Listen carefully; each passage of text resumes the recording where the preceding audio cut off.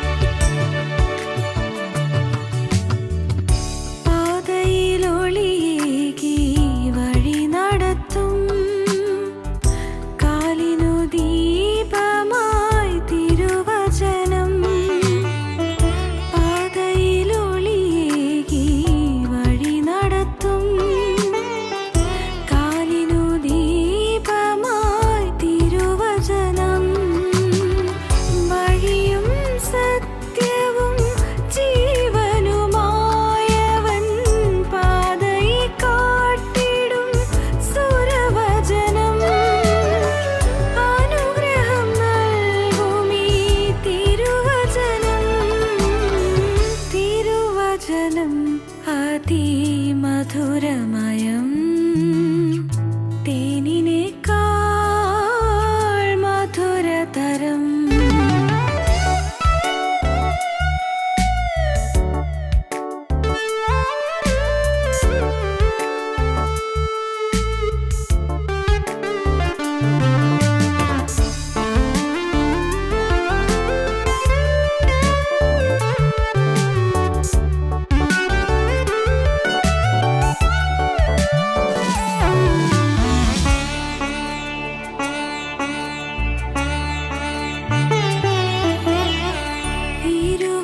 തലയുള്ള വാളിനേക്കാളും മൂർച്ചയേറുന്നതാം തിരുവചനം. ഇരുവായ് തലയുള്ള വാളിനേക്കാളും മൂർച്ചയേറുന്നതാം തിരുവചനം. സന്ധികളെ പോലും തുളച്ചിടും വചനം,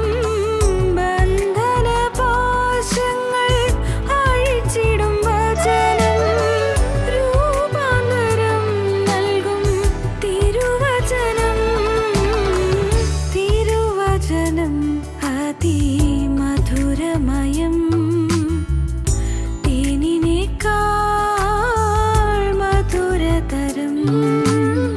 തിരുവചനം അതിമധുരമയം, തേനിനേക്കാൾ മധുരതരം.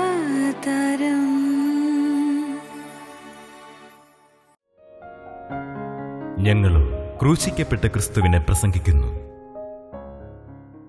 ദൈവ തിരുനാമത്തിന് മഹത്വം ഉണ്ടാകട്ടെ. സദൃശവാക്യങ്ങളുടെ പുസ്തകം 24-ാം അധ്യായം 11-12 വാക്യങ്ങൾ നമുക്ക് കേൾക്കാം.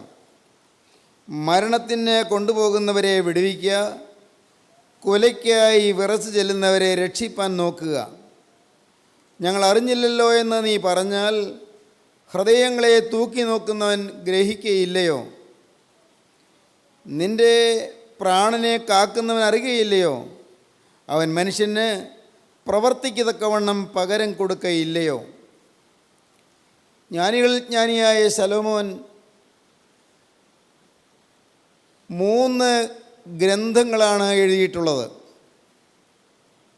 സദൃശവാക്യങ്ങൾ, സഭാപ്രസംഗി, ഉത്തമഗീതം. മനുഷ്യ ജീവിതത്തിൻ്റെ പ്രായോഗിക തലങ്ങളിൽ ദൈനംദിന ജീവിതത്തിൽ അനുവർത്തിക്കേണ്ടതായ കാര്യങ്ങൾ എന്തെല്ലാമെന്നും എങ്ങനെയെല്ലാമെന്നും വ്യക്തമായി നല്ല സാന്മാർഗികമായ സാരോപദേശം നൽകുന്ന പുസ്തകമാണ് സദൃശവാക്യങ്ങളുടെ പുസ്തകം. ഈ പുസ്തകത്തിൽ ശലോമോൻ വ്യക്തമായി ഒരു കാര്യം പറയുകയാണ്.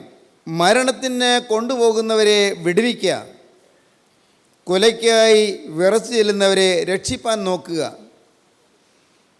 മരണത്തിനായി വിധിക്കപ്പെട്ട് കൊല്ലുവാനായി കൊണ്ടുപോകുന്നവരെ രക്ഷിക്കുക എന്ന ഏറ്റവും ശ്രേഷ്ഠമേറിയ ഔദ്യോഗിക കൃത്യം നിർവഹിക്കുക എന്നാണ് ജ്ഞാനിയായ ശലോമോൻ ഇവിടെ പറയുന്നത്.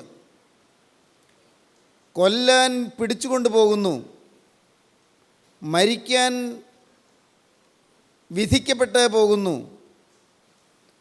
കൊല്ലുവാൻ കൊണ്ടുപോകുന്നവരെ, മരണത്തിനായി വിധിക്കപ്പെട്ടു പോകുന്നവരെ രക്ഷിക്കുക, അവരെ വിടുവിക്കുക, അവരുടെ പ്രാണൻ രക്ഷിക്കാൻ നോക്കുക എന്ന്. അങ്ങനെ ചെയ്താൽ ദൈവം അത് കാണും. അത് ചെയ്തില്ലെങ്കിലും ദൈവം അത് നോക്കുകയും ദൈവം നിന്നോട് ചോദിക്കുകയും ചെയ്യും. ഞങ്ങൾ അറിഞ്ഞില്ലല്ലോ എന്ന് നീ പറഞ്ഞാൽ ഹൃദയങ്ങളെ തൂക്കി നോക്കുന്നവൻ ഗ്രഹിക്കുകയില്ലയോ? മരണത്തിന് വേണ്ടി കൊണ്ടുപോകുകയായിരുന്നു ഞങ്ങൾ അറിഞ്ഞില്ല എന്ന് നിനക്ക് പറയാൻ സാധ്യമല്ല. കൊല്ലുവാൻ പിടിച്ചുകൊണ്ടു പോകുകയാണ് എന്ന് നിനക്ക് സ്വയം നീതീകരിച്ച് പറയാനും സാധ്യമല്ല. ഞങ്ങളറിഞ്ഞില്ലല്ലോ എന്ന് നീ പറഞ്ഞാൽ ഹൃദയങ്ങളെ തൂക്കി നോക്കുന്നവൻ ഗ്രഹിക്കുകയില്ലയോ? നിൻ്റെ പ്രാണനെ കാക്കുന്നവൻ അറിയുകയില്ലയോ? അവൻ മനുഷ്യന് പ്രവർത്തിക്കുക തക്കവണ്ണം പകരം കൊടുക്കുകയില്ലയോ? ദൈവത്തിൻ്റെ വേല ചെയ്യേണ്ടതിൻ്റെ ആവശ്യകതയാണ് ഇവിടെ വ്യക്തമായി നമുക്ക് ലഭിക്കുന്ന ആത്മീയമായ പാഠം. കർത്താവിൻ്റെ വേല ചെയ്യുവാൻ നാം ഉത്സുകരായിരിക്കേണ്ടതാണ്. കർത്താവിൻ്റെ വേല ചെയ്യുന്നതിന് നമ്മെ പ്രേരിപ്പിക്കുന്ന വസ്തുത എന്താണ്? യേശുക്രിസ്തുവിൻ്റെ സുവിശേഷം പറയുന്നതിന് ആ ഉത്തരവാദിത്വം നാം ഏറ്റെടുക്കേണ്ടതിൻ്റെ ആവശ്യകത എന്താണ്? മരണത്തിന് നിയമിക്കപ്പെട്ടവരെ വിടുവിക്കുകയാണ്, കൊലയ്ക്ക് കൊണ്ടുപോകുന്നവരെ രക്ഷിക്കുകയാണ്. പിശാച്, സാത്താൻ, the evil power, the evil force, പൈശാചിക ശക്തി അനേകരെ ബന്ധിച്ച് നിത്യ യാതനയിലേക്ക്, നിത്യനരകത്തിലേക്ക്, നിത്യ യാതനയുടെ ഭീകരമായ ശിക്ഷയിലേക്ക് നയിച്ചുകൊണ്ട് പോവുകയാണ്. കൊല്ലുവാനായി കന്നുകാലിക്കൂട്ടങ്ങളെ നയിച്ചു കൊണ്ട് പോകുന്നത് പോലെ മനുഷ്യാത്മാക്കളെ പിശാചുക്കൾ കൂട്ടം കൂട്ടമായി ചങ്ങലയിട്ട് കയറിട്ട് ബന്ധിച്ച് കൂട്ടമായി കൊണ്ടുപോവുകയാണ്. കൊണ്ടുപോയി നശിപ്പിക്കുന്നത് നിത്യനരകത്തിലാണ്, നിത്യദണ്ഡനത്തിലാണ്. മരണത്തിന് നിയമിക്കപ്പെട്ടവരെ നീ വിടുവിക്കണം, കൊലയ്ക്ക് വേണ്ടി കൊണ്ടുപോകുന്നവരെ നീ രക്ഷിക്കണം, നീ മോചിപ്പിക്കണം. മരണത്തിന് കൊണ്ടുപോകുന്നവരെ വിടുവിക്കുക, കൊലയ്ക്കായി വിറച്ചു ചെല്ലുന്നവരെ രക്ഷിപ്പാൻ നോക്കുക. ദാനിയേൽ പ്രവാചകൻ്റെ ജീവിതത്തിൽ നാം ചിന്തിച്ചു വന്ന വിഷയം ദാനിയേലിൻ്റെ പ്രൊഫഷൻ എന്തായിരുന്നു എന്നുള്ളതാണ്. ബുദ്ധിമാന്മാർ ആകാശമണ്ഡലത്തിൻ്റെ പ്രഭ പോലെയും പലരെയും നീതിയിലേക്ക് തിരിക്കുന്നവർ നക്ഷത്രങ്ങളെപ്പോലെയും എന്നുമെന്നേക്കും പ്രകാശിക്കും. ആകാശമണ്ഡലത്തിൻ്റെ പ്രഭ പോലെ പ്രകാശിക്കണമെങ്കിൽ പലരെയും നീതിയിലേക്ക് തിരിക്കണം. നക്ഷത്രങ്ങൾ കെട്ടുപോവുകയില്ല. നക്ഷത്രങ്ങൾക്ക് സ്വയം പ്രകാശ ശക്തിയുണ്ട്. സ്വയം പ്രകാശ ശക്തിയുള്ള നക്ഷത്രങ്ങൾ പോലെ നാം ശോഭിക്കണമെങ്കിൽ, നിത്യതയിൽ നാം പ്രശോഭിതരായി നിൽക്കണമെങ്കിൽ, ദൈവസന്നിധിയിൽ നമുക്ക് പ്രതിഫലം ലഭിക്കണമെങ്കിൽ, ദൈവം നമ്മുടെ ജീവിതത്തെ അനുഗ്രഹിക്കണമെങ്കിൽ, നമ്മുടെ തലമുറകളെ അനുഗ്രഹിക്കണമെങ്കിൽ നാം ദൈവത്തിൻ്റെ വേല ചെയ്യുന്നവരായി തീരണം. അനേകരെ നീതിയിലേക്ക് തിരിക്കണം. മരണത്തിനു വേണ്ടി പിശാച് നയിച്ചു കൊണ്ട് പോകുന്നത് ഞാൻ പറഞ്ഞല്ലോ. നാശത്തിന് വേണ്ടി പിശാച് നയിച്ചു കൊണ്ട് പോവുകയാണ്. ഏദൻ തോട്ടത്തിൽ തുടങ്ങിയ പൈശാചികൻ്റെ കുടില പ്രവൃത്തികൾ, അവൻ്റെ നിഷ്ഠൂര കർമ്മങ്ങൾ ഇന്നും നിർബാധം തുടർന്നുകൊണ്ടിരിക്കുകയാണ്. അനേകർ നാശത്തിലേക്ക് ഒഴുകിക്കൊണ്ടിരിക്കുകയാണ്. വേദപുസ്തകം പറയും, പ്രവാചകന്മാർ പറയും, യെഹെസ്കേൽ 3:33 പ്രവാചകൻ ആവർത്തിച്ച് പറയും, ഞാൻ ദുഷ്ടനോട് ദുഷ്ട നീ മരിക്കുമെന്ന് ഞാൻ കൽപ്പിക്കുമ്പോൾ നീ അവനെ ഓർമ്മപ്പെടുത്തിയില്ലെങ്കിൽ ദുഷ്ടൻ തൻ്റെ അകൃത്യത്തിൽ മരിക്കും, അവൻ്റെ രക്തമോ ഞാൻ നിന്നോട് ചോദിക്കും. നീ അവനെ ഓർമ്മപ്പെടുത്തിയിട്ടും അവൻ തൻ്റെ ദുഷ്ടത വിട്ട് തിരിയുന്നില്ലെങ്കിൽ അവൻ തൻ്റെ അകൃത്യത്തിൽ മരിക്കും, പക്ഷേ നീയോ നിൻ്റെ പ്രാണനെ രക്ഷിച്ചിരിക്കുന്നു. യെഹെസ്കേൽ പ്രവാചകൻ്റെ പുസ്തകം 3-ാം അധ്യായത്തിൽ നാം അങ്ങനെയാണ് കാണുന്നത്. 17-ാം വാക്യം മുതൽ, ഞാൻ ദുഷ്ടനോട് നീ മരിക്കും എന്ന് കൽപ്പിക്കുമ്പോൾ നീ അവനെ ഓർമ്മിപ്പിക്കുകയോ ദുഷ്ടനെ ജീവനോടെ രക്ഷിക്കേണ്ടതിന് അവൻ തന്നെ ദുർമാർഗം വിടുവാൻ അവനെ ഓർപ്പിച്ചുകൊണ്ടും ഒന്നും പറയുകയോ ചെയ്യാഞ്ഞാൽ ദുഷ്ടൻ തൻ്റെ അകൃത്യത്തിൽ മരിക്കും, അവൻ്റെ രക്തമോ ഞാൻ നിന്നോട് ചോദിക്കും. എന്നാൽ നീ ദുഷ്ടനെ ഓർമ്മിപ്പിച്ചിട്ടും അവൻ തൻ്റെ ദുഷ്ടതയും ദുർമാർഗവും വിട്ട് തിരിയുന്നില്ലെങ്കിൽ അവൻ തൻ്റെ അകൃത്യത്തിൽ മരിക്കും, നീയോ നിൻ്റെ പ്രാണനെ രക്ഷിച്ചിരിക്കുന്നു. 33-ാം അധ്യായത്തിൽ യെഹെസ്കേൽ ഇത് തന്നെ പറയും, മനുഷ്യപുത്ര, ഞാൻ നിന്നെ ഇസ്രായേൽ ഗൃഹത്തിന് കാവൽക്കാരനാക്കി വച്ചിരിക്കുന്നു. നീ എൻ്റെ വായിൽ നിന്ന് വചനം കേട്ട് ജനത്തെ പ്രബോധിപ്പിച്ചു കൊള്ളണം. 33-ാം അധ്യായം 2-ാം വാക്യം മുതൽ, മനുഷ്യപുത്ര, നീ നിൻ്റെ സ്വജാതിക്കാരോട് പ്രവചിച്ച് പറയേണ്ടത്, ഞാനൊരു ദേശത്തിൻ്റെ നേരെ വാൾ വരുത്തുമ്പോൾ ആ ദേശത്തിലെ ജനം തങ്ങളുടെ കൂട്ടത്തിൽ നിന്ന് ഒരു പുരുഷനെ തിരഞ്ഞെടുത്ത് കാവൽക്കാരനാക്കി വെച്ചാൽ ദേശത്തിൻ്റെ നേരെ വാൾ വരുന്നത് കണ്ടിട്ട് അവൻ കാഹളമൂതി ജനത്തെ ഓർമ്മപ്പെടുത്തുമ്പോൾ ആരെങ്കിലും കാഹളനാദം കേട്ടു എഴുതിക്കൊള്ളാതെ ഇരുന്നാൽ വാൾ വന്ന് അവനെ ഛേദിച്ച് കളയുന്നുവെങ്കിൽ അവൻ്റെ രക്തം അവൻ്റെ തലമേൽ തന്നെ ഇരിക്കും. അവൻ കാഹളനാദം കേട്ടിട്ട് കരുതിക്കൊണ്ടില്ല, അവൻ്റെ രക്തം അവൻ്റെ മേൽ തന്നെ ഇരിക്കും. കരുതിക്കൊണ്ടിരുന്നുവെങ്കിൽ അവൻ്റെ പ്രാണനെ രക്ഷിക്കുമായിരുന്നു. എന്നാൽ കാവൽക്കാരൻ വാൾ വരുന്നത് കണ്ടിട്ട് കാഹളം ഊതാതെയും ജനം കരുതിക്കൊള്ളാതെയും ഇരുന്നിട്ട് വാൾ വന്ന് അവരുടെ ഇടയിൽ നിന്ന് ഒരുത്തിനെ ഛേദിച്ച് കളയുന്നുവെങ്കിൽ ഇവൻ തൻ്റെ അകൃത്യ നിമിത്തം ഛേദിക്കപ്പെട്ടു പോയി എങ്കിലും അവൻ്റെ രക്തം ഞാൻ കാവൽക്കാരനോട് ചോദിക്കും. അതുപോലെ മനുഷ്യപുത്ര, ഞാൻ നിന്നെ ഇസ്രായേൽ ഗൃഹത്തിന് കാവൽക്കാരനാക്കി വച്ചിരിക്കുന്നു. നീ എൻ്റെ വായിൽ നിന്ന് വചനം കേട്ട് എൻ്റെ നാമത്തിൽ അവരെ ഓർമ്മപ്പെടുത്തണം. ഞാൻ ദുഷ്ടനോട് ദുഷ്ടാ നീ മരിക്കുമെന്ന് കൽപ്പിക്കുമ്പോൾ ദുഷ്ടൻ തൻ്റെ വഴി വിട്ട് തരുവാൻ കരുതിക്കൊള്ളത്തക്കവണ്ണം നീ അവനെ പ്രബോധിപ്പിക്കാതെ ഇരുന്നാൽ ദുഷ്ടൻ തൻ്റെ അകൃത്യ നിമിത്തം മരിക്കും, അവൻ്റെ രക്തമോ ഞാൻ നിന്നോട് ചോദിക്കും. സഹോദരങ്ങളെ, ആത്മീയമായ അന്ധതയിൽ ഇന്നത്തെ സമൂഹം വലയം ചെയ്യപ്പെട്ടിരിക്കുകയാണ്. വലിയൊരാന്ധ്യം ബാധിച്ചിരിക്കുകയാണ്. സഭകൾ ഉറങ്ങുകയാണ്. ഏതെങ്കിലും പ്രത്യേക സമുദായത്തെ ഉദ്ദേശിച്ചല്ല ഞാൻ പറയുന്നത്, ക്രൈസ്തവ സഭകൾ ഇന്ന് ഉറങ്ങുകയാണ്. സുവിശേഷത്തിൻ്റെ കരുത്ത് ഇന്ന് ക്ഷയിച്ചു പോയിരിക്കുകയാണ്.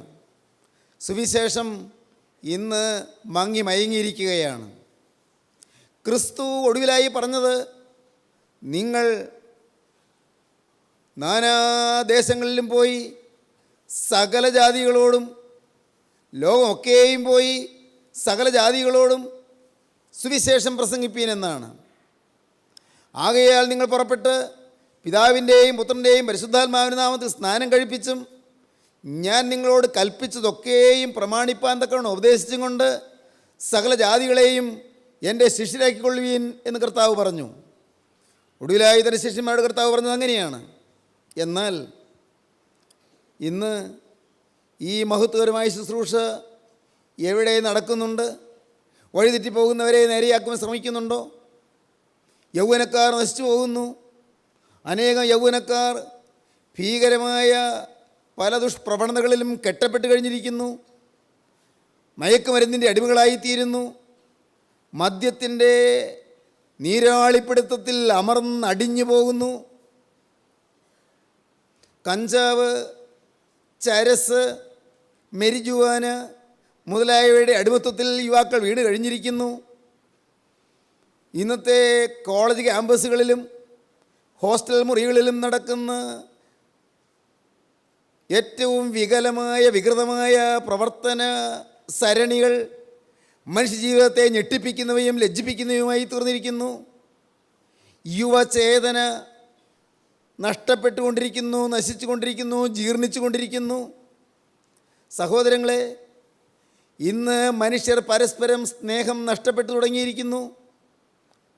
വർഗവിദ്വേഷങ്ങൾ, മതവൈരാഗ്യങ്ങൾ, സമുദായ വൈരുദ്ധ്യങ്ങൾ, സമുദായ സ്പർദ്ധകൾ, കക്ഷി മത്സരങ്ങൾ, സമുദായങ്ങളിൽ പോലും പള്ളികളിൽ പോലും കേസുകളും വഴക്കുകളും ബഹളങ്ങളും കത്തിക്കുത്തുകളും ഭീകരമായ ആക്രമണങ്ങളും ഇതെല്ലാം അഴിഞ്ഞാടിക്കൊണ്ടിരിക്കുന്നു.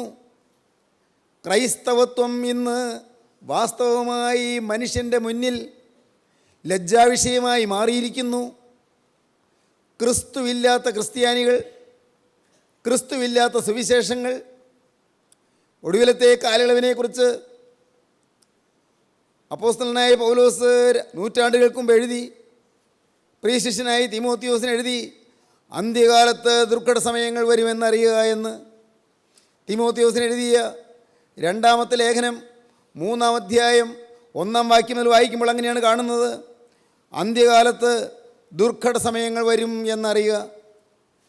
മനുഷ്യർ സ്വസ്നേഹികളായി തീരും, ദ്രവ്യാഗ്രഹികളായി തീരും, വമ്പ് പറയുന്നവരും അഹങ്കാരികളും ദൂഷകന്മാരും, അമ്മയപ്പന്മാരെ അനുസരിക്കാത്തവരും, നന്ദി കെട്ടവരും, അശുദ്ധരും, വാത്സല്യമില്ലാത്തവരും, ഇണങ്ങാത്തവരും, ഏഷണിക്കാരും, അജിതേന്ദ്രിയന്മാരും, ഉഗ്രന്മാരും, സൽഗുണദ്വേഷികളും, ദ്രോഹികളും, ധാർഷ്ട്യക്കാരും, നിഗളികളുമായി, ദൈവപ്രിയമില്ലാതെ ഭോഗപ്രിയരായി, ഭക്തിയുടെ വേഷം ധരിച്ച് അതിൻ്റെ ശക്തിയെ ത്യജിക്കുന്നവരുമായിരിക്കും. ഭക്തിയുടെ വേഷമുണ്ട്, അതിൻ്റെ ശക്തിയില്ല. വേഷത്തിൽ ഭക്തിയുണ്ട്, നമസ്കാരങ്ങളുണ്ട്, ആരാധനകളുണ്ട്, കൺവെൻഷനുകളുണ്ട്, പ്രസംഗ പരമ്പരകളുണ്ട്, ബൈബിൾ ക്ലാസ്സുകളുണ്ട്, സെമിനാരി പഠനങ്ങളുണ്ട്, എല്ലാം ഉണ്ട്. പക്ഷേ ഭക്തിയുടെ വേഷമുണ്ട്, അതിൻ്റെ ശക്തി ത്യജിക്കുന്നവരുമായിരിക്കുമെന്ന് വിശുദ്ധ ബൈബിളിൽ പരിശുദ്ധാത്മാവ് അപ്പോസ്തലൻ നാവിൽ കൂടി പറഞ്ഞത് ഇന്ന് അക്ഷരാർത്ഥത്തിൽ നിറവേറിക്കൊണ്ടിരിക്കുന്നു. ഇവയെ നോക്കി നെടുവീർപ്പിട്ട് നാം തളരാനല്ല, നേരെ മറിച്ച് പുതുബലം നാം ആർജിച്ചുകൊണ്ട് സമൂഹത്തിൽ ക്രിസ്തുവിനെ വഹിക്കുന്ന വിശുദ്ധ ക്രിസ്ത്യാനികളായി നിൽപ്പാനാണ് നമ്മെ ഓരോരുത്തരെക്കുറിച്ച് ദൈവം ആഗ്രഹിക്കുന്നത്. നാം വിശുദ്ധരായി നിൽക്കണം, കറ തീർന്നവരായി നിൽക്കണം, ചെളി പുരളാത്തവരായി നിൽക്കണം, വന്നുപോയ ചെളികളും കറകളും ക്രിസ്തുവിൻ്റെ രക്തത്താൽ കഴുകപ്പെട്ടവരായി നിൽക്കണം. അറിഞ്ഞോ അറിയാതെയോ ജീവിതത്തിൽ സംഭവിച്ചു പോയ സകല പാപങ്ങളും ക്ഷമിക്കപ്പെട്ടവരായി, ക്രിസ്തു തരുന്നതായ പാപക്ഷമ അനുഭവിക്കുന്നവരായി, പാപമോചനം അനുഭവിക്കുന്നവരായി, ലക്ഷ്യം സംശുദ്ധമാക്കിക്കൊണ്ട് നിർമ്മലമായ ലാക്കോടുകൂടി നിൽക്കുന്നവരായി നാം തീരണം. അപ്പോസ്തലൻ തീമോത്തിയോസിന് എഴുതി, അന്ത്യകാലത്ത് സുവിശേഷത്തിൻ്റെ പേരിൽ വൃഥാ വാഗ്വാദങ്ങൾ ഉണ്ടാകുമെന്ന്. വാഗ്വാദങ്ങൾ, ഉപദേശ സംബന്ധമായ വിഷയങ്ങളിലുള്ള തർക്ക വിതർക്കങ്ങൾ. എന്തിന് വാഗ്വാദങ്ങൾ, എന്തിന് തർക്കങ്ങൾ? സഭകൾ തമ്മിൽ കലഹിക്കുന്നത് എന്തിന്? സമുദായങ്ങൾ തമ്മിൽ സ്പർദ്ധിക്കുന്നത് എന്തിന്? മതങ്ങൾ തമ്മിൽ വൈരുദ്ധ്യം പുലർത്തുന്നത് എന്തിന്? മനുഷ്യൻ മനുഷ്യനായി ജീവിക്കരുതോ? മനുഷ്യൻ മനുഷ്യനായി ജീവിക്കുന്നത് എത്രയോ ശ്രേഷ്ഠമായൊരു കാര്യമാണ്. ഞാനൊരിക്കൽ പാടിയത് നിങ്ങൾ ഓർക്കുമോ? വളരെ ശ്രേഷ്ഠനായ മലയാള മഹാകവിയായ പാലാ നാരായണൻ നായർ എഴുതിയ സുന്ദരമായൊരു കവിത. കേരളം വളരുന്നു എന്നാണ് ആ ശ്രേഷ്ഠനായ കവി എഴുതിയത്. കേരളം വളരുന്നു. എങ്ങനെയാണ് കേരളം വളരുന്നത്? കേരളത്തിലെ ആളുകൾ വിദേശങ്ങളിലെല്ലാം പോയി ജോലി ചെയ്യുന്നതിൽ കൂടിയല്ല കേരളം വളരുന്നത്.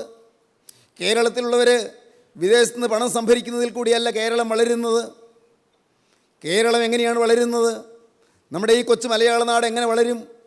എങ്ങനെയാണ് വളരുന്നത്? കേരളം വളരുന്നു പശ്ചിമഘട്ടങ്ങളെ കേറിയും കടന്നും ചെന്നന്യമാം രാജ്യങ്ങളിൽ. കേരവും മന്ദാരവും പൂകവും പുന്നാകവും കേവലം ചുവടൊത്തു നിൽക്കും ഈ മലനാട്ടിൽ. ഹിന്ദുവും മുസൽമാനും ക്രിസ്ത്യനും യഹൂദനും ഒന്നുപോൽ പുലരുന്നതെത്രയോ ശബ്ദമായി. കേരളം വളരുന്നു പശ്ചിമഘട്ടങ്ങളെ കേറിയും കടന്നും ചെന്നന്യമം രാജ്യങ്ങളിൽ. കേരളം വളരുന്നു പശ്ചിമഘട്ടങ്ങളെ കേറിയും കടന്നും ചെന്നന്യമം രാജ്യങ്ങളിൽ. കേരവും മന്ദാരവും പൂകവും പുന്നാകവും കേവലം ചുവടൊത്തു നിൽക്കും ഈ മലനാട്ടിൽ. ഹിന്ദുവും മുസൽമാനും ക്രിസ്ത്യനും യഹൂദനും ഒന്നുപോൽ പുലരുന്നത് എത്രയോ ശതാബ്ദമായി. പരസ്പര സ്നേഹത്തിൻ്റെ സന്മാതൃക കാണിക്കാനാണ് വാസ്തവത്തിൽ നാം വിളിക്കപ്പെട്ടിരിക്കുന്നത്. അപ്പോസ്തലനായ പൗലോസ് തീമോത്തിയോസിന് 2-ാം അധ്യായം 14-ാം വാക്യം ഇങ്ങനെ പറയും, കേൾക്കുന്നവരെ മറിച്ച് കളയുന്നതിനല്ലാതെ ഒന്നിനും കൊള്ളാത്ത വാഗ്വാദം ചെയ്യാതിരിക്കണമെന്ന് കർത്താവിനെ സാക്ഷിയാക്കി അവരെ ഓർമ്മപ്പെടുത്തുക. പ്രിയപ്പെട്ടവരെ, സത്യവചനത്തെ യഥാർത്ഥമായി പ്രസംഗിച്ചുകൊണ്ട് ലജ്ജിപ്പാൻ സംഗതിയില്ലാത്ത വേലക്കാരനായി ദൈവത്തിന് കൊള്ളാവുന്നതിനായി ശ്രമിക്കുക എന്ന് അപ്പോസ്തലൻ ഉപദേശിച്ചു. ഭക്തിവിരുദ്ധമായ വൃഥാലാപങ്ങളെ ഒഴിഞ്ഞിരിക്കുക. ആ വകക്കാർക്ക് അഭക്തി അധികം മുതിർന്നു വരും. അവരുടെ വാക്ക് അർബുദ വ്യാധി പോലെ തിന്നുകൊണ്ടിരിക്കും. ഭക്തിവിരുദ്ധമായ വൃഥാലാപങ്ങൾ, വെറും പറച്ചിലുകൾ, കിഴവിക്കഥകൾ, കെട്ടുകഥകൾ. അന്ത്യകാലത്തെക്കുറിച്ച് അങ്ങനെ പറയും, കെട്ടുകഥകൾ കേൾപ്പാൻ തിരിയുന്ന കാലം വരുമെന്ന്. കെട്ടുകഥകൾ കേട്ടാൽ മതി. പൊട്ടിച്ചിരിപ്പിക്കുന്ന സുവിശേഷ പ്രസംഗങ്ങൾ, നാണിപ്പിക്കുന്ന പ്രസ്താവനകൾ, സമൂഹത്തെ ലജ്ജിപ്പിക്കുന്ന തരത്തിലുള്ളതായ അനേകം വിവരണങ്ങൾ. സഹോദരങ്ങളെ, ഇന്നത്തെ സുവിശേഷ പ്രസംഗങ്ങൾ, സുവിശേഷ പ്രസംഗവേദികൾ, പല സ്ഥലങ്ങളിലും നടക്കുന്ന സുവിശേഷ പ്രസംഗങ്ങൾ സുവിശേഷമില്ലാത്ത പ്രസംഗങ്ങളാണ്. പേരിൽ സുവിശേഷ പ്രസംഗമെന്നും രോഗശാന്തി ശുശ്രൂഷയെന്നും അത്ഭുതങ്ങളെന്നും അടയാളങ്ങളെന്നും എല്ലാം ഉള്ള ലേബലുകൾ കാണും. പക്ഷേ സാധുജനങ്ങളെ മയക്കുകയും അനേകരെ വഴിതെറ്റിക്കുകയും ചെയ്യുന്ന ഉപദേശ പെശകുകളെ പറഞ്ഞുകൊണ്ട് അനേകരുടെ ഹൃദയത്തെ മറിച്ച് കളയുന്ന വാഗ്വാദങ്ങളും കെട്ടുകഥകളും കിഴവിക്കഥകളും പറഞ്ഞ് സാധുക്കളെ അപസഞ്ചാരത്തിലേക്ക് നയിക്കുന്ന പ്രസംഗങ്ങളാണിന്ന് നടക്കുന്നത്. എന്നാൽ വചനമെന്ത് പറയുന്നു? മരണത്തിന് നിയമിക്കപ്പെട്ടവരെ വിടുവിക്കാൻ ശ്രമിക്കുക എന്ന്. മരണത്തിന് കൊണ്ടുപോകുന്നവരെ വിടുവിക്കുക, കൊലയ്ക്കായി വിറച്ചു ചെല്ലുന്നവരെ രക്ഷിപ്പാൻ നോക്കുക. ഞങ്ങൾ അറിഞ്ഞില്ലല്ലോ എന്ന് നീ പറഞ്ഞാൽ ഹൃദയങ്ങളെ തൂക്കി നോക്കുന്നവൻ ഗ്രഹിക്കുകയില്ലയോ? നിന്റെ പ്രാണനെ കാക്കുന്നവൻ അറിയുകയില്ലയോ? അവൻ മനുഷ്യൻ്റെ പ്രവൃത്തിക്ക് തക്കവണ്ണം പകരം കൊടുക്കുകയില്ലയോ?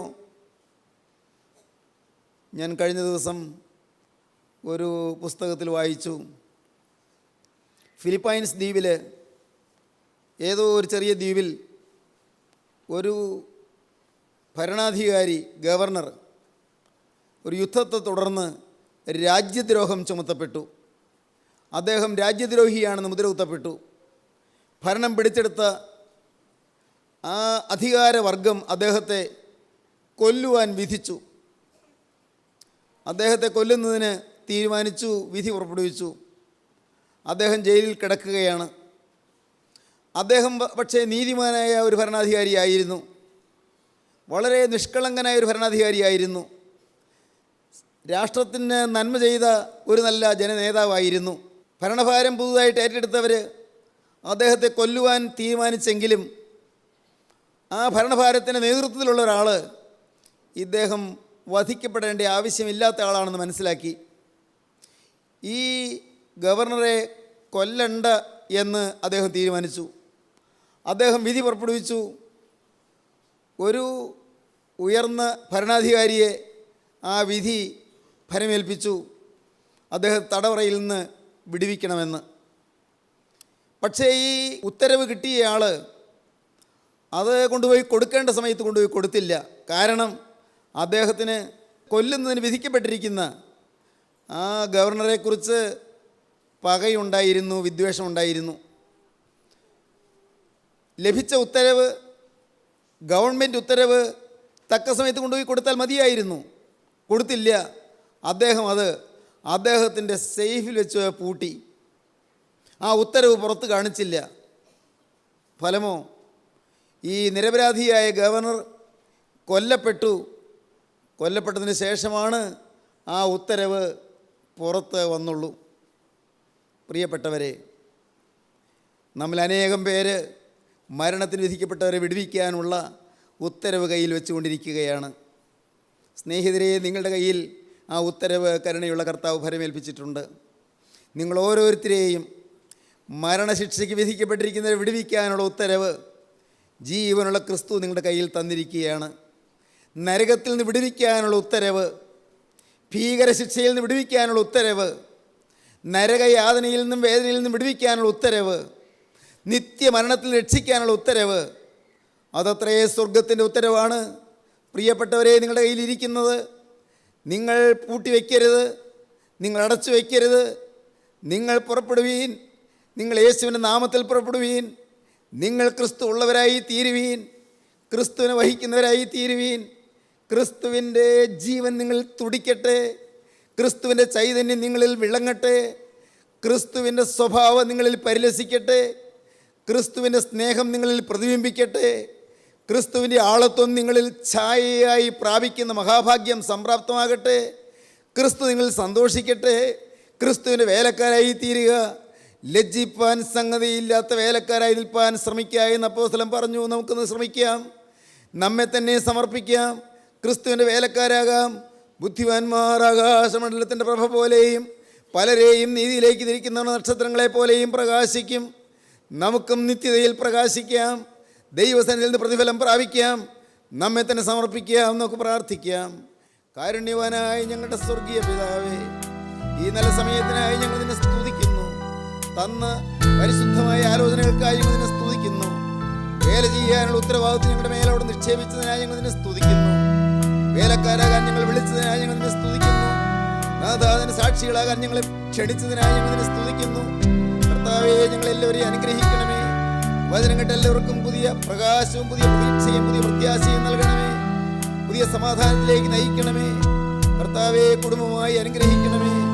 യേശു ക്രിസ്തുവിന്റെ വിലയേറിയ നാമത്തിൽ തന്നെ. ആമീൻ. ഹല്ലേലൂയ.